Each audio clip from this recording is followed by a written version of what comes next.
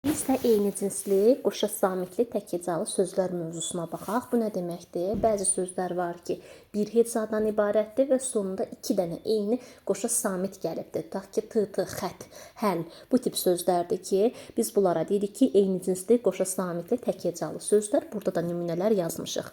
Bu sözlərin yazılışı ilə bağlı bəzi məqamlar var ki, nəyə diqqət etməliyik yazılışında. Normalda tək haldadırsa eyni buradakı formada yazılmalıdır. Yox, əgər bunlardan sonra şəkilçə artırdıqda və ya mürəkkəb sözün tərkibində olduqda iş dəyişir. Necə olacaq? Deməli, bu tip sözlərdən sonra plus qoyuram. Samitlə başlayan şəkilçi gələrsə, əgər samitlə başlayan şəkilçi artırsaq, yazılışda, bax bu qaydamız yazılışa aiddir.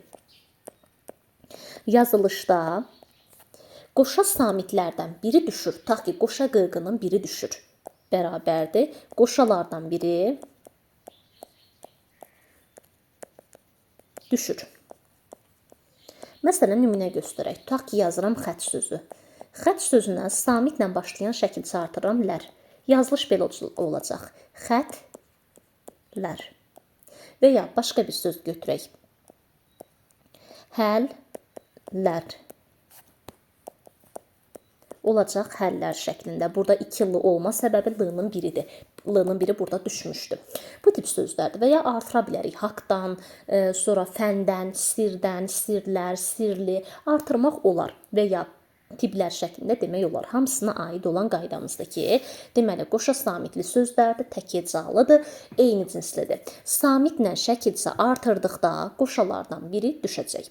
Amma yox, və dediyimiz qayda yazılışa aiddir. Amma biz buna saitlə başlayan şəkilçi artırsaq, yazılışda dəyişmə olmayacaq. Olduğu kimi qoşalar qalır. Yəni, sait artırsaq, plus qoyuram yenidən, yuxarıdakı sözlərimizə aiddir. Saitlə başlayan şəkilçi. Yəni, heç bir dəyişmə olmur. Dəyişim olmur. Məsələn, nümunə göstərirəm. Tutaq ki, tip sözünə i şəkilçisini artırıram. Olur tibbi. Və ya həllər sözüydü, l-nın biri düşmüşdü. Yazıram ki, həl, i şəkilçisini artırıram. Olur həlli. Və ya xət sözünə ə şəkilçisi artırıram. Olacaq xəttə. Yəni, heç bir dəyişmə olmayacaq. Saitlə başlayan şəkilçi olduqda qalır, samitlə başlayan şəkilçi olduqda isə biri düşür. Daha sonra mürəkkəb sözün tərəfi olması məsələsi var ki, bu yuxarıda saydığımız sözlər mürəkkəb sözün birinci tərəfi olarsa düşmür. Əgər mürəkkəb sözün birinci tərəfindədirsə dəyişim olmur. Bunu da qeyd edək. Mürəkkəb sözün birinci tərəfi olarsa dəyişim olmur. Dəftərə bunları qeyd edək. Məsəl üçün, nümunə göstərək. Haqq, nahaq sözünü yazıram. Haqq, nahaq. Q'nın ikisi də qaldı. Yəni, heç bir dəyişmə kimi, düşmə kimi bir məqamımız olmadı. Bunlara xüsusi olaraq diqqət etməliyik. Və ya hiss, həyəcan sözünü əlavə edək. İkisi də qaldı. Həddi buluq. İkisi də qalacaq. Bu məqamları xüsusi olaraq diqqətdə saxlayaq. Deməli, mürəkkəb sözün birinci tərəfi olarsa dəyişim olmayacaq. Yox, ikinci tərəfi olarsa, əgər mürəkkəb sözün ikinci tərəfi olarsa, yenə biri düşür. Qoşalardan biri düşür. Məsəl üçün, nümunə göstərək.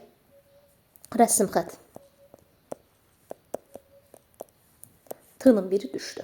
Bu formada. Bu qaydalarımızı yadda saxlayırıq. Deməli, bunlarla bağlı əsas məqamlarımızı dedik. Bir də bəzi xırdalıq məqamımız var ki, bu hiss və kül sözündən bağlıdır. Bu daha çox blok imtahanlarımızda və ya müəllimlərin işə qəbulunda qabağımıza çıxır. Hiss sözü, dilimizdə bir hiss sözü var. 2 s ilə. Bir də hiss sözü var. Daha sonra dilimizdə kül sözü də var. Bir də kül sözü var. Bu məqamlarda diqqətli olaq. Deməli, hiss olanda bu yəni duyğu mənasındadır. Qabağına yazaq ki, yadda qalsın. Duyğu Bir də var hiss mənasında, bu da tüstü mənasında. Tüstü olur qara rəng. Buna hiss deyirik. Tüstü. Sonra kül bir bütövlük, külliyyat mənasındadır. Bir də kül var, bildiyimiz nəsə yandırırıq. Nəsə yanandan sonra onun yerdə qalan tozudur. Toz olaraq deyə bilərik. Tünd rəngdə tozdur, bozla çalan bir rəng. Toz. Buna da deyirik kül. Aha, burada deməli nəyə diqqət eləməliyik? Biz hiss və kül şəkilçilərində görürük ki, sözlərinə şəkilçi artıranda düşmə olmayacaq. Niyə düşmə olmur? Çünki hisslə külün bir s və bir l ilə yazılan formaları onsuz da var. Biz əgər şəkilçi artırıb düşürsək, onda burada natamamlıq yaranar. Yəni tuta bilmərik ki, buradakı söhbət duyğudan gedir, yoxsa tüstüdən gedir. Ona görə bunu xüsusi olaraq diqqətdə saxlayaq. Yəni ayrıcı olaraq yazıram. Hiss, bir də kül. Bunlara samitlə şəkilçi artırdıqda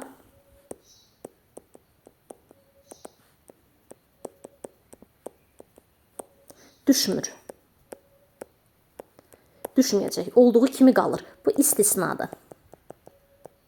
İstisna qaydamızdır. Normalda hamısında düşür. Amma hiss və küldə niyə düşməyəcək? Düşməmə səbəbimizi dedik. Çünki əgər düşürsək, belə yazıram buradan. Dilimizdə bir yazıram.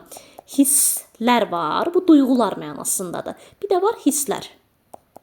Bax, belə şəkildə deyə bilərik. Küllər var, bir də küllər şəklində var. Bax, bunu yadda saxlayaq bu qaydamızı. Bir də hiss sözündə bəzən düşmə hansı məqamdadır? Bir dənə sız şəkilçisi artırdıqda. Bunu da ulduz qoyub yazıram. Hiss sözünə sız şəkilçisi artıranda s-nın biri düşür. Çünki 3 dənə s-nın yanaşı yaza bilmirik. Bir dənə bu məqamda düşmə var. Qalan hiss və kül sözünə istənilən samitlə şəkilçisi artırdıqda biz düşmə məqamını görmürük. Görməmə səbəbimiz də dedik. Bir, dilimizdə bir l ilə kül var, bir s ilə hiss var. Hissdə də bir dənə düşmə sız şəkilçisində olacaq. Bu məqamlara xüsusi olaraq diqqət eləyək. Başqa da elə bizi çaşdıracaq bir məqamımız yoxdur. Bunların hamısına xüsusi olaraq diqqət eləməliyik.